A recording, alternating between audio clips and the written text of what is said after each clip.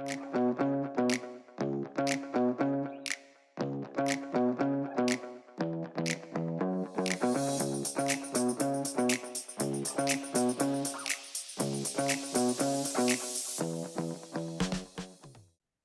we'll quickly shift to a different time, Chitra. So Yeah. from August 2021 to July 2023, you held the presidency of ITAA, a time of immense global transition, institutional restructuring, and ideological shifts.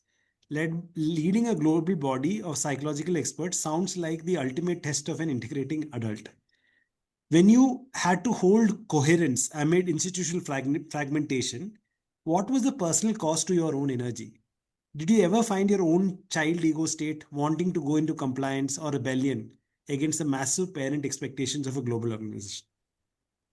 Yeah, I think it's a very significant and important question that you brought in, because holding a role, and I didn't know um, what it would be like, because I had held other positions with the ITAA, and I was vice president operations, which was quite a breeze, honestly.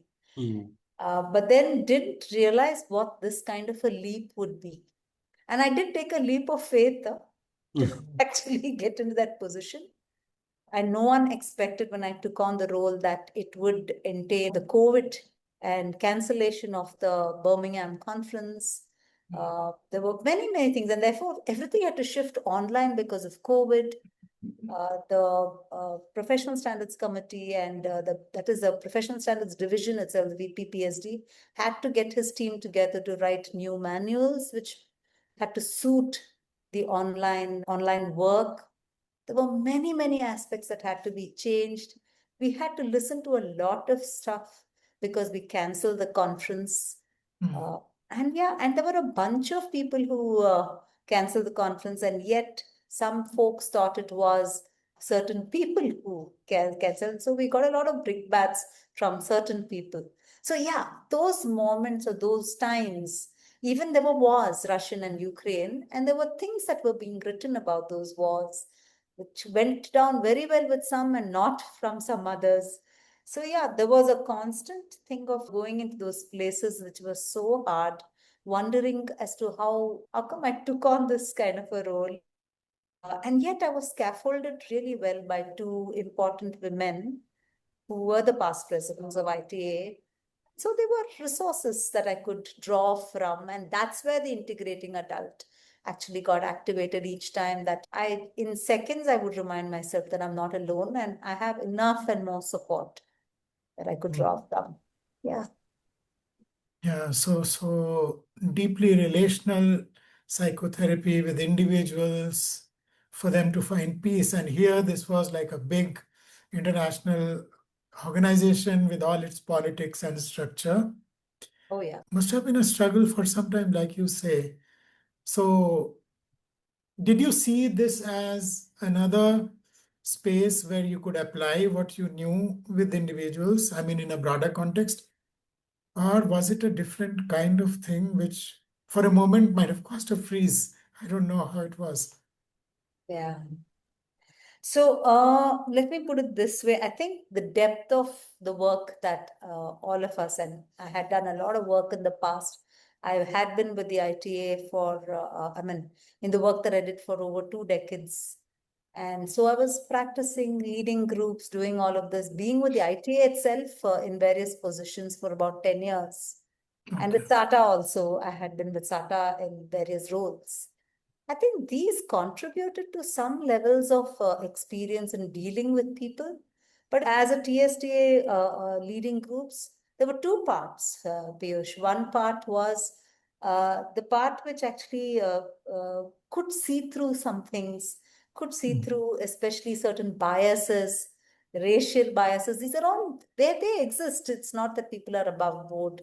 When I would walk into certain meetings, and to hold my ground, although I'm short to be tall in my role to do what is needed to be done in the role. I had to often remind myself my own personal bias of not holding power, not using power. I had to really get discarded. Sometimes positional power is important to hold, and because it's not about who's right, it's about what's right. And I had to keep telling myself that this is the right thing to do. It's not they or me. It's not me versus them. It is about what's the need of the hour. And hard decisions, tough stance is what I learned. Yeah, and felt very firm in doing those things and got heard and understood also in the role that I held. Yeah. So sounds like a period of growth, and Oh, yeah. through all that struggle, yeah, quite a bit. Oh, yeah. Yeah. But if you ask me to do it again, I won't. Yeah. It was messy, wasn't it? Yeah. Yeah. Yeah, it can be very messy. And yet, like you said, lots of growth. And also, I think I lost out on family time, big time. Okay. Yeah. Yeah. So, Chitra, on this podcast, we love the pause button. It's that split second where you choose awareness over reaction. And if you were to press your pause button right now in this very conversation, what is the feeling or the unspoken truth sitting just beneath the surface of your awareness that you haven't given words to yet? I think in the whole thing, just before we stopped about the presidency, I was going to say that the last year of my presidency is where I lost my husband, Ravi. And it was the most difficult, devastating, the devastating point of life to face. And he was just 59 years old. And I want to say something about how cultural beliefs, how cultural aspects can really hold us down. And this whole term of widowhood, being a widow, suddenly at the age of 56, I was a widow. And it's not a joke. Right. So when you're looking at that aspect, I actually had my head down for 3 days, 3 months. You know, my head was down and I didn't want to look. And then I asked myself, I mean, I was a typical widow. And I asked myself, what am I doing? I didn't want to look at people. I didn't want, it's the culturally so unconsciously held that you have to be in a certain way, not wear a bindi, not wear jewelry, look drab and all of this, not look at men. Now I don't have any space for men in my life, and all this stuff kept happening till I slowly, and not holiday. So he died in December, and May we went on a holiday to Bali, my daughter and I, just to get out of the being drenched in misery and grief. And that really lifted me out of being in this misery all the time. I'm not saying I wept throughout the year. I know grief is something that is, and even now here and there, it's hard. And yet I think something new started forming for me, saying I am my own person. I have my own identity as a woman, as a person who's doing all of this, as a mother, as a person who has to live my life. And all these things started forming. And this is the message that I often look at holding for others, for people who are single women, divorced, or who've lost someone. It's not an easy thing. And yet to live your life fully, to make it count, to manage your finances, this is one important message that I give, because often married women tend to forfeit their right to manage their finances. And my husband was a gem of a person. That's patriarchal. I did not take charge of my finances, and somehow I had 3, 4 different roles to handle instead of that one snug role of being a psychotherapist trainer and all of this.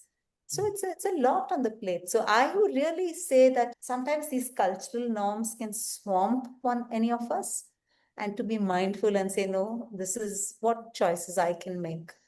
And it's my life and I live it on my terms. Yeah, so I think that's what I want to say, Eric. Such a beautiful message, Chitra. So I think for especially single women, like you say, there's probably more to come from you, from your experience and all the pain and struggle and emergence, if I can call it. So the adult in you, if I can say, started accounting for what is real. And there was a struggle with the cultural and all of that, and yet you emerged from it. Yeah. So if we have to extend this idea to leaders who are feeling, or practitioners who are feeling burnt out or being crushed under the weight of this cultural script, so to say, what is the most compassionate way to introduce their adult to the child that is hurting inside? What is the first line of code in terms of human OS? Oh, absolutely. Should Yeah, I think everything starts with self, according to me. I mean, how others treat you and how others push things on you starts with how you treat yourself first. I think to take care of oneself is the biggest value. And it's not just these 3 years of being in this whole widow thing. It is, I think, I would say for me and for all our journeys, we've really learned to look after ourselves. It starts really with saying, I think my body actually lets me know how I'm feeling in any situation. Just not my body, my experience of the other. And I make it a choice each time to hold a boundary. Sometimes that boundary tells me that I don't require to voice it. Sometimes the boundary, actually, when it's repetitively something that is a transgression, I would like to say that, hey, what's going on, and inquire around it.